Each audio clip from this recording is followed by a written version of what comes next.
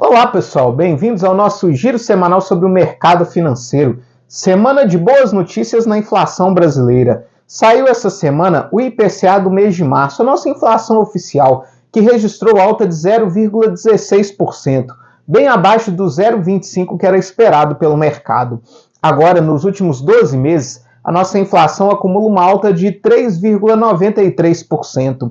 Pelo lado positivo, nós tivemos o reajuste das mensalidades escolares, que pressionou bastante a inflação no mês passado, mas que não tivemos esse mês. Além disso, o preço dos combustíveis se manteve estável, fazendo com que o grupo de transportes apresentasse deflação no mês de março. Por outro lado, mais uma vez, o preço de alimentos e bebidas apresentou o maior peso na nossa inflação desse mês. O preço dos alimentos vem pressionando a nossa inflação desde o início desse ano. Além disso, a inflação de serviços também continua um pouco elevada, o que acaba trazendo aí certos receios, já que a inflação de serviços é o que o nosso Banco Central utiliza para balizar a nossa taxa de juros. Mas o nosso mercado não conseguiu nem aproveitar muito essa boa notícia da nossa inflação, já que a inflação ao consumidor dos Estados Unidos acabou azedando o humor do mercado internacional. O CPI, que foi divulgado, veio com alta de 0,4% no mês de março, acima do 0,3% esperado pelo mercado. Agora, a inflação ao consumidor nos Estados Unidos acumula alta de 3,5% nos últimos 12 meses. Mesmo a inflação ao produtor arrefecendo e vindo com alta de 0,2% no PPI, não serviu aí para melhorar o humor do mercado internacional.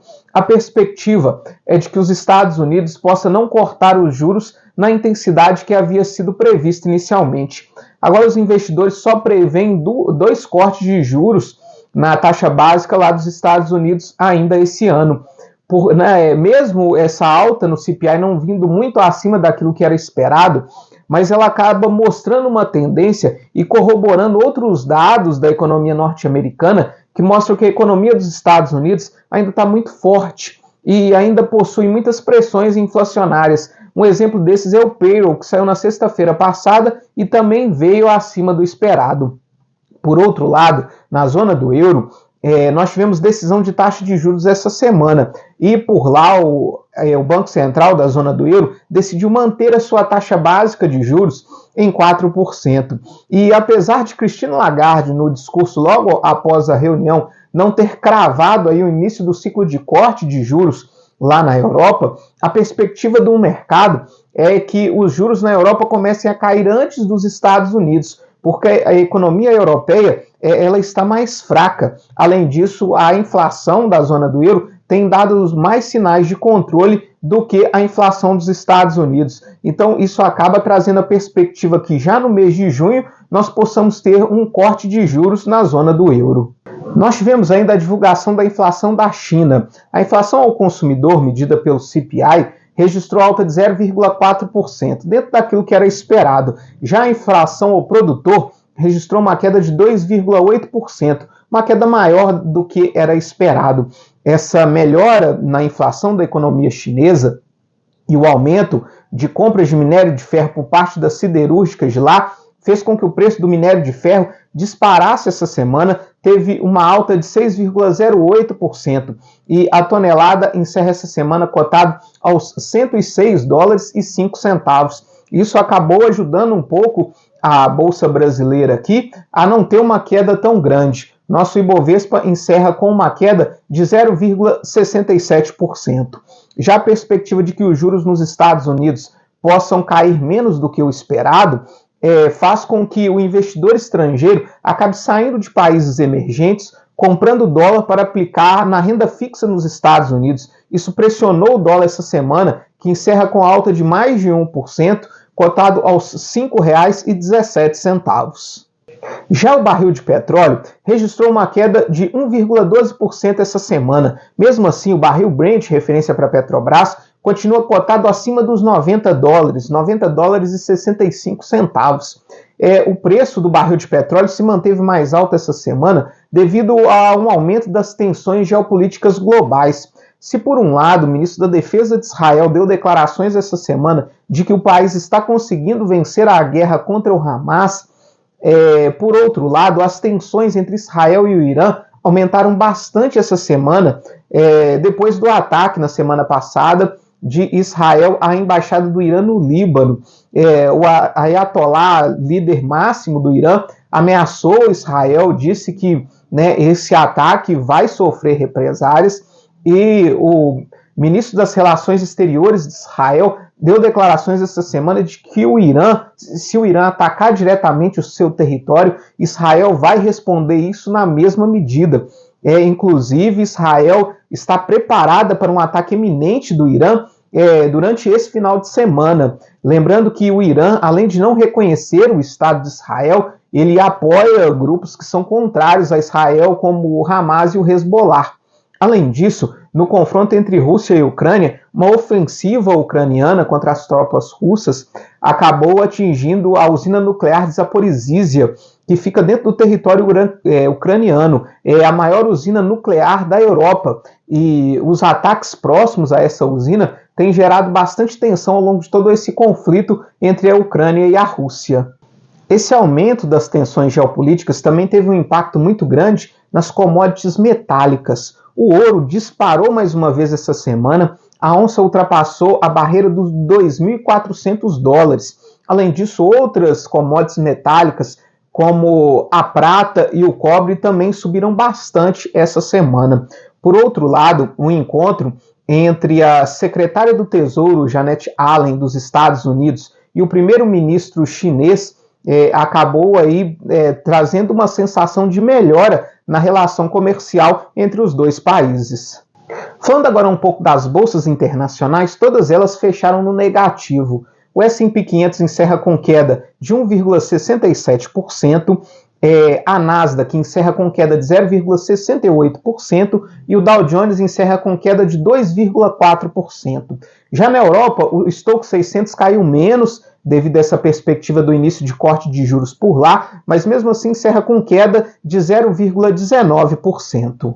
A perspectiva de que os juros não caia tanto nos Estados Unidos acabou pressionando também a curva de juros aqui no Brasil. Agora a perspectiva é de que a nossa Selic também não caia tanto quanto era esperado. E aí já existem, né, players de mercado acreditando que a nossa Selic possa fechar esse ano na casa dos 10%. Foi um movimento que a gente viu nos juros futuros. O DI para janeiro de 2025 se manteve aí acima dos 10%, fechou essa semana em 10,05%, em leve alta de 0,04 pontos percentuais.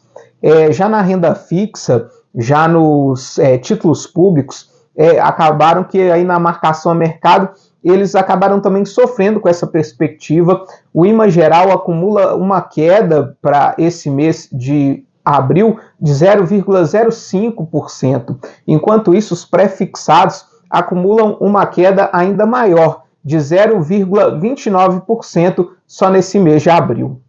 Falando agora um pouco da Argentina, a Argentina teve uma melhora na sua inflação nesse mês de março, registrou uma alta de 11%. A Argentina ainda acumula uma alta substancial da sua inflação nos últimos 12 meses, de 287,9%. Mas desde que Javier Milei assumiu o governo da Argentina, a inflação por lá vem desacelerando. Isso fez com que o Banco Central da Argentina cortasse sua taxa básica de juros de 80% para 70%. Falando agora um pouco das questões políticas aqui no Brasil, nós tivemos aí algumas questões um pouco polêmicas essa semana e que acabam tendo reflexo na nossa economia. A primeira delas foi a edição de uma medida provisória por parte do governo federal para tentar baixar aí o preço da energia elétrica.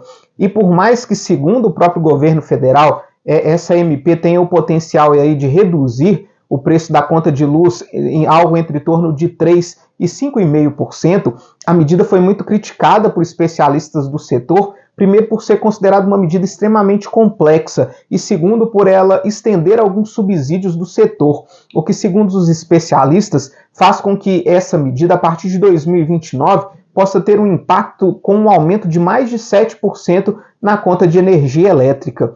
Nós tivemos também a aprovação na Câmara dos Deputados de uma medida que altera o arcabouço fiscal e antecipa gastos na ordem de 15,7 bilhões de reais para o governo federal. Isso foi aprovado aí em função de pressões, principalmente porque é ano de eleições municipais e os deputados aí têm buscado mais recursos para suas bases eleitorais. Mas a medida aí foi também criticada por causar aí um certo desequilíbrio nas contas públicas. Nós tivemos também a aprovação da volta do seguro DPVAT para os veículos, ou seja, é o seguro obrigatório, que agora vai se chamar SPVAT. Além, né, das indenizações do antigo DPVAT, esse novo seguro também inclui auxílio funerário e auxílio para reabilitação profissional. Tanto a medida do arcabouço fiscal quanto essa do seguro obrigatório seguem agora para aprovação no Senado. Mas dentro dessa perspectiva, né, de novos serviços incluídos dentro do seguro obrigatório, elas podem pesar aí no bolso do motorista já a partir do ano que vem. Nós tivemos ainda aqui no Brasil um embate entre o bilionário Elon Musk, dono da rede social X, o antigo Twitter, e o Supremo Tribunal Federal, mais específico aí, o ministro Alexandre de Moraes. Elon Musk acabou aí tecendo críticas públicas ao ministro dentro da rede social, acabou acusando de agir aí contra a lei brasileira, e isso aí acabou tendo bastante repercussão, principalmente no meio político. Apesar disso, né, todo esse embate aí teve um reflexo quase nulo dentro da nossa economia. Para a semana que vem, nós temos a divulgação de uma série de dados econômicos da China, como o PIB e a produção industrial. Os Estados Unidos também divulgam uma série de dados econômicos, principalmente na parte de vendas do varejo, vendas imobiliárias. Aqui no Brasil, nós temos a divulgação do nosso IBC-BR, que é o Índice de Atividade Econômica divulgado pelo Banco Central, considerado aí uma prévia do PIB. Existe uma expectativa pela divulgação desse índice, principalmente porque a economia brasileira vem surpreendendo com os últimos dados, mostrando que ela está mais forte do que aquilo que os especialistas previam. Essa semana, por exemplo, nós tivemos a divulgação das nossas vendas no varejo. E enquanto era esperada aí uma queda de 1%, elas apresentaram alta de 1,2%. Então fica essa perspectiva para esse índice da nossa atividade econômica e principalmente para como vai ser o nosso PIB ao longo desse ano, tendo em vista, né, que os especialistas têm revisto aí constantemente o crescimento do nosso PIB para cima. Muito obrigado e até a próxima semana.